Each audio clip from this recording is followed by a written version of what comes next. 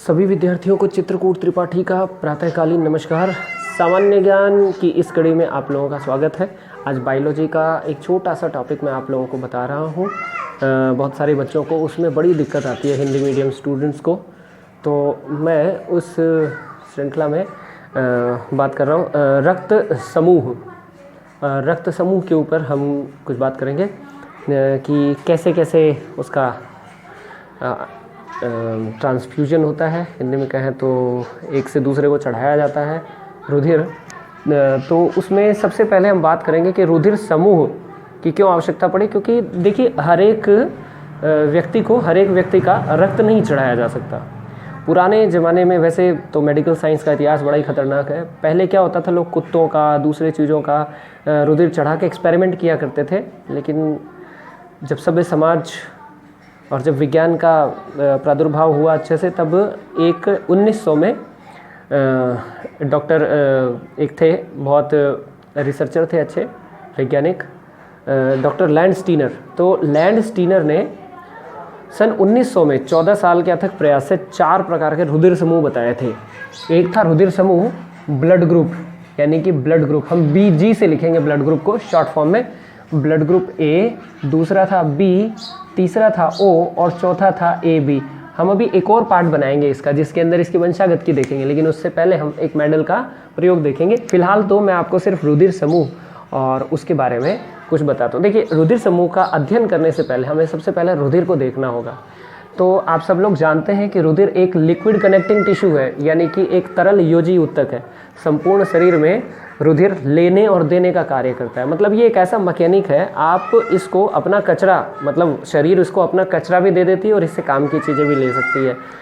Oxygen का, carbon dioxide का परिवहन, खाद्य पदार्थों का परिवहन, उत्सर्जित पदार्थों का, यूरिया वगैरह का परिवहन करके बाहर निकालना, तो रुधिर के घाव भरना, रुधिर की बहुत सारे कार्य हैं। मतलब हमारे शरीर का जो भी रनिंग वाला वर्क है वो सारा यही करता है, किसी चीज़ को शरीर में डालना, निकालना। तो हम उसी रुधिर की बात करते हैं। हमारा जो कनेक्टिंग टिश्यू रुधिर है, ये इसके 2 भाग होते हैं। एक पानी जैसा भाग, पानी जैसा, जिसको हम लोग प्लाज्मा बोल देते हैं, 45% होता है। दूसरा है कणिकाएँ, सॉरी, ये 55% भाग होता है और कणिकाएँ जो होती है 45% होती हैं। अब देखिए, कणिकाएँ जो होती हैं 3 प्रकार की होती हैं। एक होती है श्वेत रुधिर कणिका, WBC, ये हमारे शरीर की इम्यूनिटी को बनाती है, यानी कि ये बिल्कुल आर्मी की तरह काम करती है। दूसरी जो होती है वो होती है RBC, रेड ब्लड कैप्सूल्स, यानी लाल रक्त कणिका। और तीसरी जो होती है वो होती है ब्लड प्लेटलेट्स या बिंबाणु, जिसको हम लोग बोल देते हैं थ्रोम्बोसाइट। ये हो गया थ्रोम्बोसाइट, ल्यूकोसाइट, और ये ल्यूकोसाइट मतलब ल्यूको मतलब सफ़ेद, मतलब कलरलेस, ल्यूकोसाइट। और इसको हम लोग कहते हैं I think RBC, red blood cells, और इसका एक और नाम, इसको एरिथ्रोसाइट भी बोलते हैं। और उसके बाद ये आता है, इसको थ्रोम्बोसाइट बोलते हैं।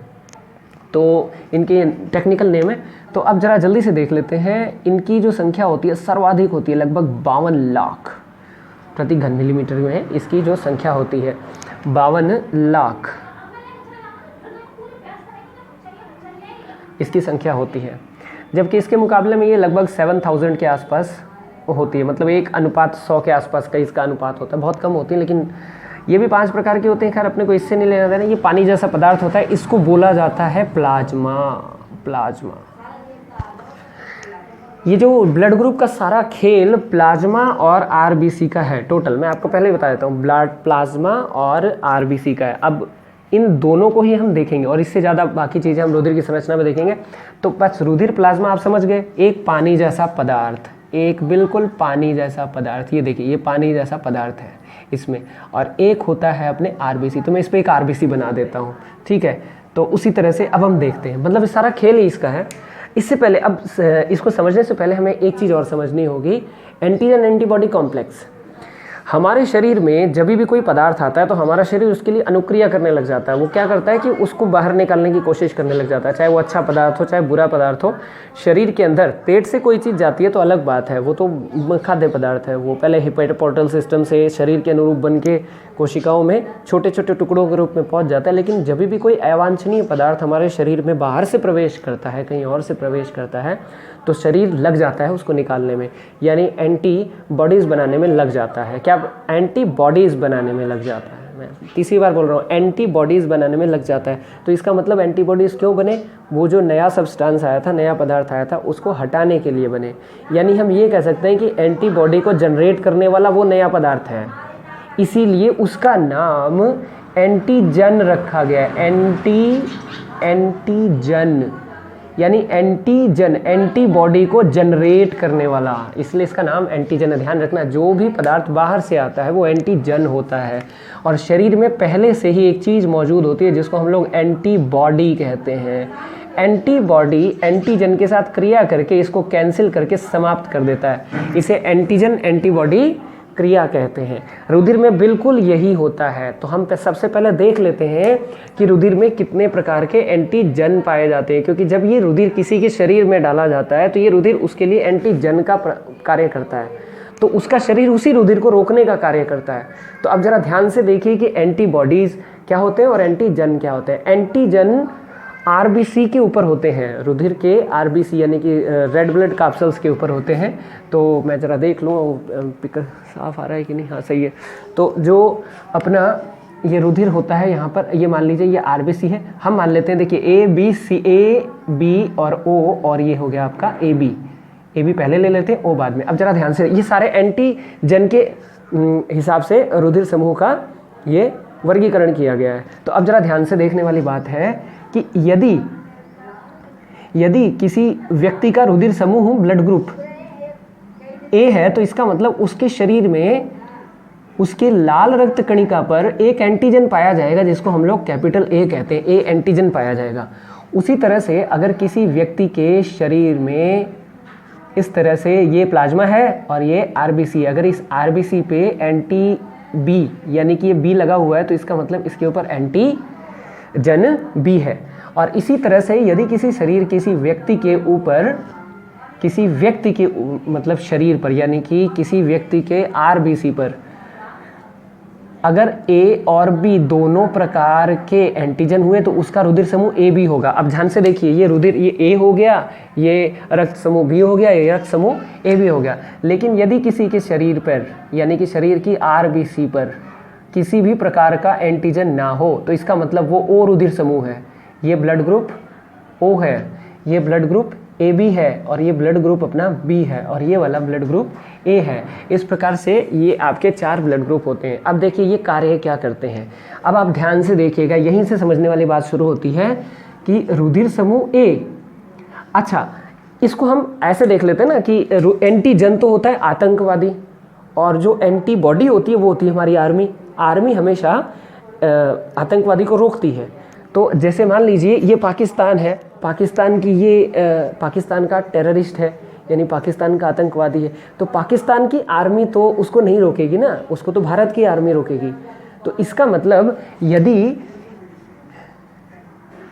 एंटीजन ए है तो इस रुधिर प्लाज्मा में कभी भी इसके लिए कोई एंटीबॉडी नहीं होगी, यानी यहाँ एंटीबॉडी ए कभी नहीं हो सकती है। ये ध्यान रखना भाई, अपने देश के आतंकवादी को कौन सी आर्मी मारनी चाहेगी, तो इसका मतलब इसमें कभी भी एंटीबॉडी ए नहीं है। क्यों? क्योंकि एंटीजन ए है ना, इसीलिए इसमें एंटीबॉडी ए कभी नहीं होगा। तो इसका मतलब इसमें एंटीबॉडी बी होता है।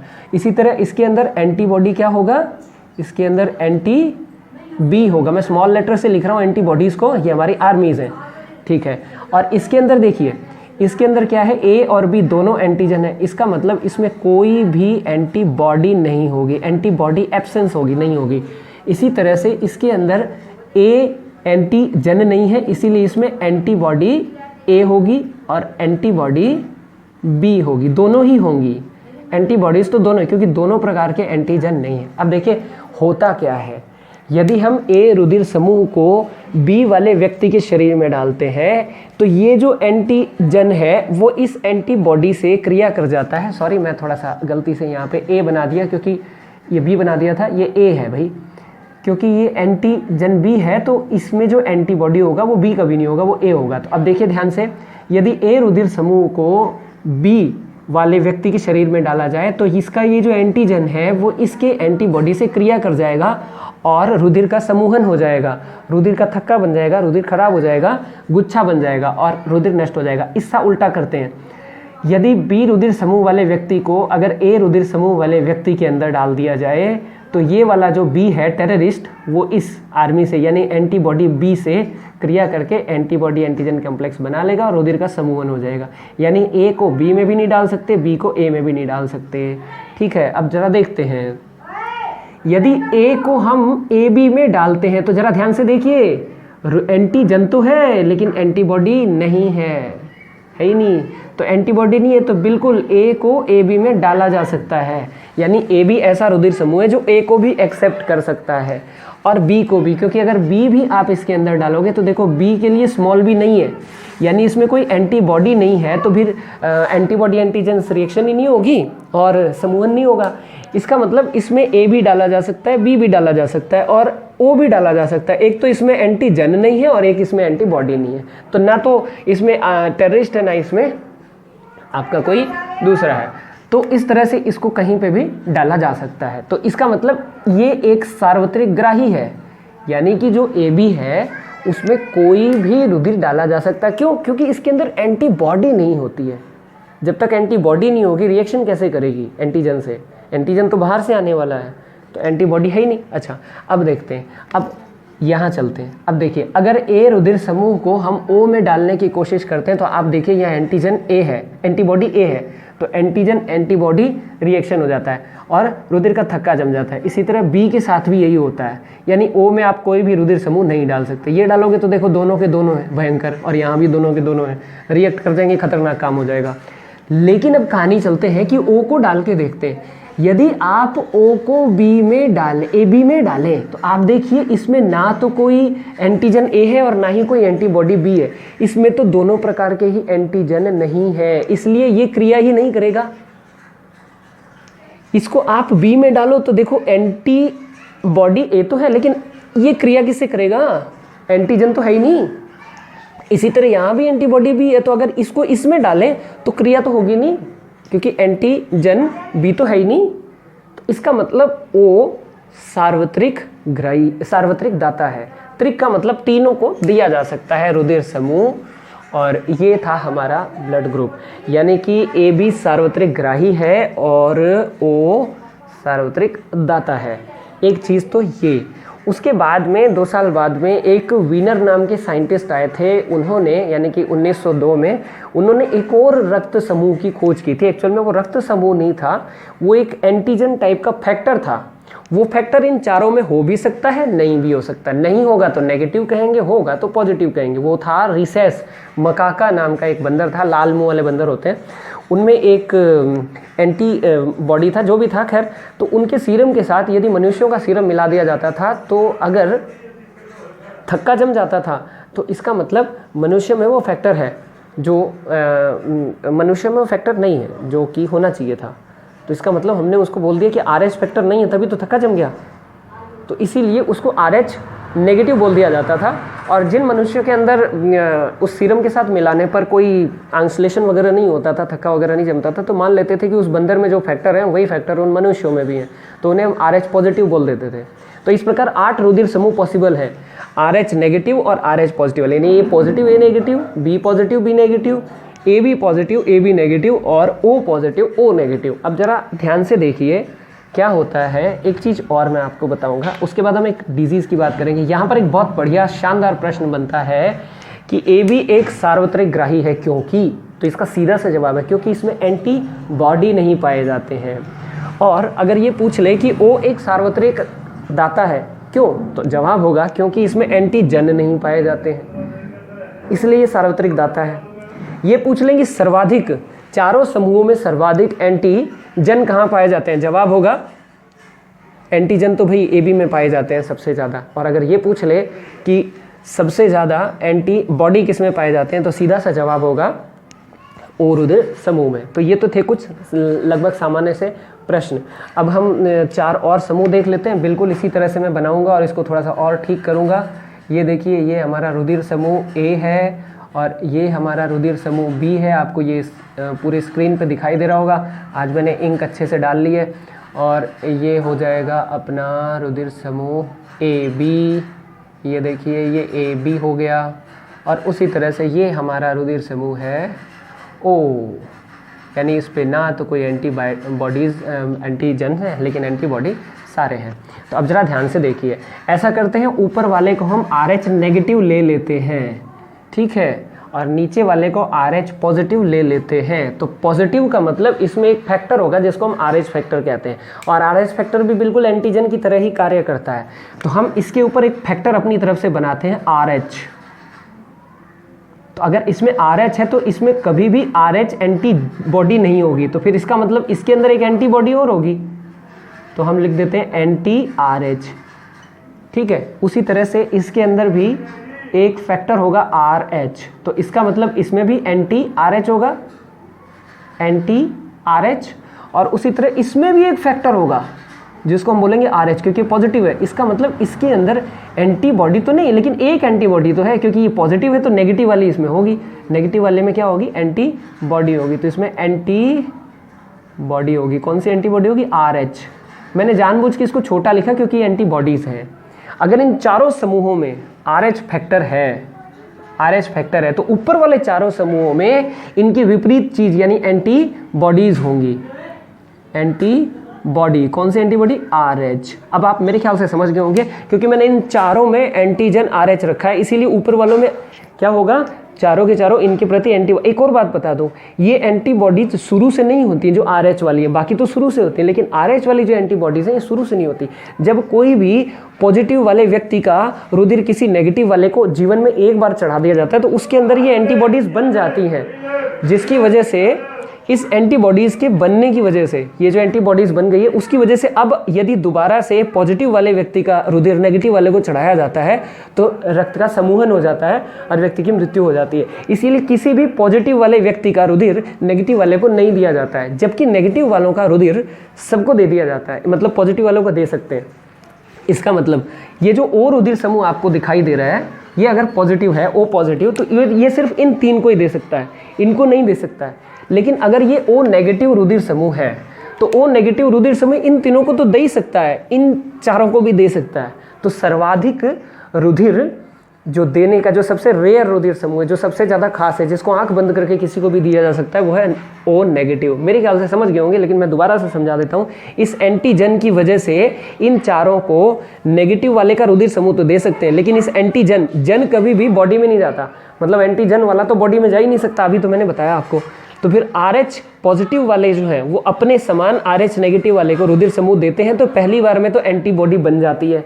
अब जैसे ही दोबारा देते हैं तो ये वाला RH इस वाले के साथ मिलके एंटीजन एंटीबॉडी कॉम्प्लेक्स बना लेता है, और ये कॉम्प्लेक्स फिर रुधिर को खत्म कर देता है, गुच्छन में कन्वर्ट कर देता है। तो इस प्रकार किसी भी पॉजिटिव वाले व्यक्ति का रुधिर नेगेटिव वाले को नहीं दिया जा सकता, लेकिन नेगेटिव वाले का रुधिर पॉजिटिव वाले को दिया जा सकता है। यहाँ एक बड़ा ही शानदार और ज़बरदस्त प्रश्न बनता है कि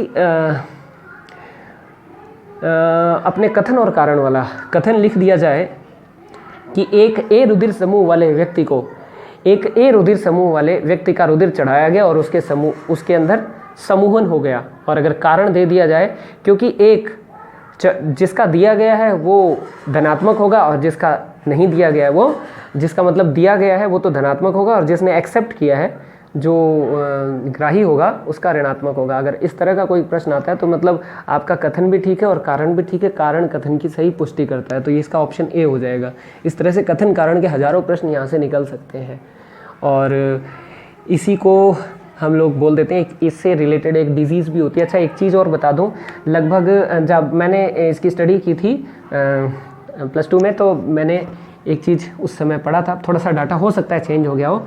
भारत में लगभग 97% लोग RH पॉजिटिव हैं, RH पॉजिटिव, और लगभग 3% लोग RH नेगेटिव हैं, जबकि पूरी दुनिया में आई थिंक 95% लोग RH पॉजिटिव हैं और ये दुनिया में, और लगभग 5% लोग ऐसे हैं जो RH नेगेटिव हैं। ये डाटा थोड़ा बहुत 19-20 इधर उधर हो सकता है, मे बी पॉसिबल, तो मैं इसकी पुष्टि, श्योरिटी की पुष्टि तो नहीं करता, लेकिन खैर जो भी है मैक्सिमम मात्रा में, मैक्सिमम अमाउंट में ज़्यादातर लोग RH पॉजिटिव होते हैं। इस वजह से एक विशेष तरह का रोग होता है जो कि देखने में नहीं मिलता है, तो मैं उस रोग की बात बता देता हूँ। जब, अच्छा एक और चीज़, RH फैक्टर प्रभावी होता है। जब मैं आपको मेंडल वाला बताऊंगा तो ये बताऊंगा कि प्रभावी लक्षण कौन सा होता है। प्रभावी का मतलब हमेशा ये प्रकट हो जाता है, सिंपल। तो यदि किसी माता यानी कि फीमेल का ये निशान होता है, जबकि नर का ये निशान होता है। यदि किसी फीमेल का रुधिर समूह RH नेगेटिव है जबकि नर का रुधिर समूह RH पॉजिटिव है, तो जब ऐसे लोगों का विवाह होता है तो विवाह के पश्चात जो इनका प्रथम पुत्र होता है वो तो जीवित बचता है, जीवित प्रथम पुत्र फर्स्ट, लेकिन इसके बाद वाले सभी पुत्र मर जाते हैं। क्यों? कारण बताता हूँ। क्योंकि लेडी के शरीर में जो संतान बनती है वो संतान तो RH पॉजिटिव होगी, लेकिन लेडी के शरीर के अंदर जो रुधिर होगा वो नेगेटिव होगा। तो इस वजह से महिला के शरीर में स्मॉल RH यानी एंटीबॉडीज़ तैयार हो जाएंगे पहले संतान के बाद, और उसके बाद में क्या होगा, जैसे ही वो बच्चे की डिलीवरी होगी तो क्या होगा कि इन दोनों के ये एंटीजन इसको क्या कर देगा, समाप्त कर देगा, रुधिर का थक्का जम जाएगा, समूहन हो जाएगा। इस डिजीज़ को कहते हैं गर्भ रक्ताणु कोरकता, यानी अंग्रेजी में कहें तो एरिथ्रोब्लास्टोसिस फिटेलिस। एरिथ्रोब्लास्ट का मतलब जो अपने रुधिर का समूहन हो गया, और फिटेलिस मतलब फीटस में ये समस्या होती है, तो ऐसे करके इसका नाम रख दिया एरिथ्रोब्लास्टोसिस, एरिथ्रोब्लास्टोसिस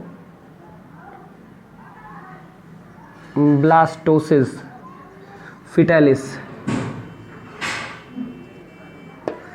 तो एरिथ्रोब्लास्टोसिस या गर्भ रक्ताणु कोरकता, गर्भ रक्ताणु कोरकता। तो ये डिजीज़ बहुत बार एग्जाम में पूछी गई है कि गर्भ रक्ताणु कोरकता का मुख्य कारण क्या है। तो इसका मुख्य कारण यही है कि माता अगर RH नेगेटिव है और पिता RH पॉजिटिव है तो ये प्रॉब्लम उनके प्रथम पुत्र के बाद में हो सकती है। अच्छा, इस प्रॉब्लम का निवारण भी है। यदि बच्चे के जन्म के 72 घंटे के अंदर अगर एंटी-D का इंजेक्शन लगवा लिया जाए, एंटी-D अगर ये इंजेक्शन लगवा लिया जाए तो माता के शरीर में जो स्मॉल RH है, यानी कि जो ये वाली चीज़ है एंटी-RH, ये माता के शरीर में नहीं बन पाता है। तो जब ये माता के शरीर में नहीं बन पाता है तो फिर दोबारा से भी वो गर्भ धारण करके आराम से, तो ये वाला डिजीज़ नहीं होता है। तो इस तरह से आप रक्त समूह को समझ सकते हैं। एक छोटी सी टेबल और बना देता हूँ जिसमें आपको मैं इसको मेंशन कर देता हूँ ताकि आप लोगों को कन्फ्यूजन ना हो। ये देखिए, ये रुधिर समूह हो गए, एक जगह मैं एंटीजन लिख देता हूँ और एक जगह ये हो गया ब्लड ग्रुप, और यहाँ हम एंटीजन लिख देते हैं, कौन कौन सा एंटीजन, और यहाँ लिख देते हैं एंटी बॉडी। तो ब्लड ग्रुप हो गया A, ब्लड ग्रुप हो गया B, ब्लड ग्रुप हो गया AB और ब्लड ग्रुप हो गया O। आप इस छोटी सी टेबल से याद कर सकते हैं। इस टेबल में आपको काफ़ी चीज़ें मिल जाएंगी। तो ब्लड ग्रुप A में एंटीजन, अच्छा एक और चीज़, चलो थोड़ा सा आगे बना देते हैं। आई थिंक बिल्कुल ऐसा ही 4 और बना देते हैं। पुनः माफ़ी मांगता हूँ, थोड़ा सा शोर ज़्यादा होता है, अगर रात को बनाता हूँ तो ये स्पष्ट नहीं आ पाता है। तो अब देखिए, ये तो थे सारे, मान लेते हैं पॉजिटिव, और समझ ही गए होंगे आप। यहाँ पे जो ब्लड ग्रुप ले रहा हूँ वो नेगेटिव है, A negative, B negative, AB negative और O नेगेटिव। उसके बाद में ये आ जाएगा आपका एंटीजन, कौन सा एंटीजन है, और ये आ जाएगा एंटी बॉडी, कौन सा एंटीबॉडी। तो देखिए A पॉजिटिव में आप लोग बताइए, A पॉजिटिव में कौन कौन से हैं, A पॉजिटिव में A है और RH है, तो लिख देंगे A, RH। इसी तरह इसमें B, RH, इसी तरह इसमें A, B, RH। इसी तरह इसके अंदर देखो, इसके अंदर तो देखो पॉजिटिव वाले में केवल RH ही है, केवल RH है, ठीक है, और तो कोई है नहीं। अच्छा, एंटीबॉडीज़ की संख्या देख लेते हैं। ओह सॉरी, मैंने इसमें एंटीबॉडीज़ लिखी नहीं है, कृपया क्षमा करें। इसके अंदर एंटीबॉडी B होगी, ये RH है तो ये तो होगा नहीं। इसके अंदर A होगी, इसके अंदर एंटीबॉडी कौन सी होगी, ना तो A होगी, ना B होगी, ना RH होगी, कोई भी नहीं होगी। इसके अंदर तीनों होंगी, सॉरी दोनों होंगी, A और B, जबकि RH तो यहाँ है ना, इसीलिए ऊपर वाले में ही है एंटी-RH, एंटीबॉडी RH।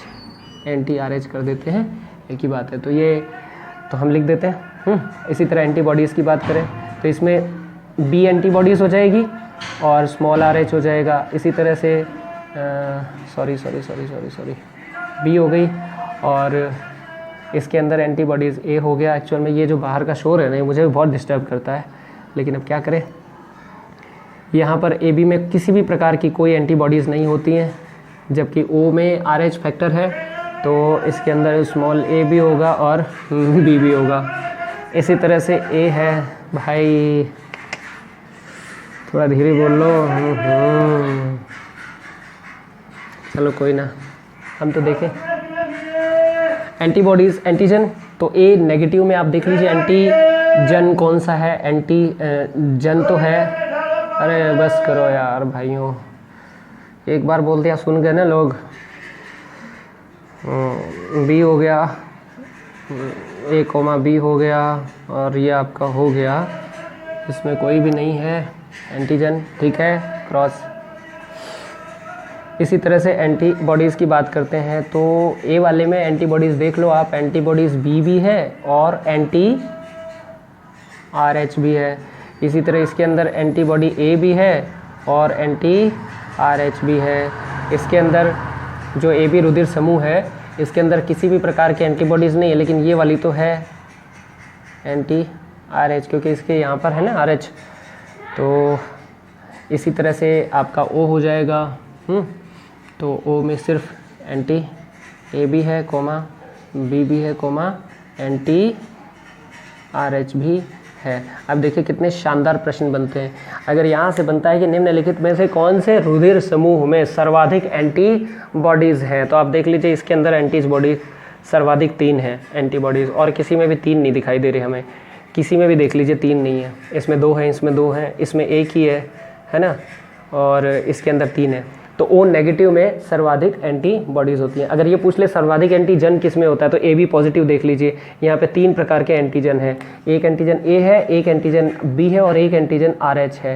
इस प्रकार से यहाँ पे सबसे ज़्यादा। अगर वो ये बोल दे कि किन किन रुधिर समूहों में केवल मात्र एक एंटीजन है, तो एक एंटीजन वाले देख लीजिए आप, एक तो एक एंटीजन वाले, एक तो है A नेगेटिव, एक है B नेगेटिव, इनमें एक एक एंटीजन है, और एक आपके पास है जो O पॉजिटिव, इसमें भी एक एंटीजन है पॉजिटिव वाला, इसको भी हम एंटीजन ही बोलते हैं।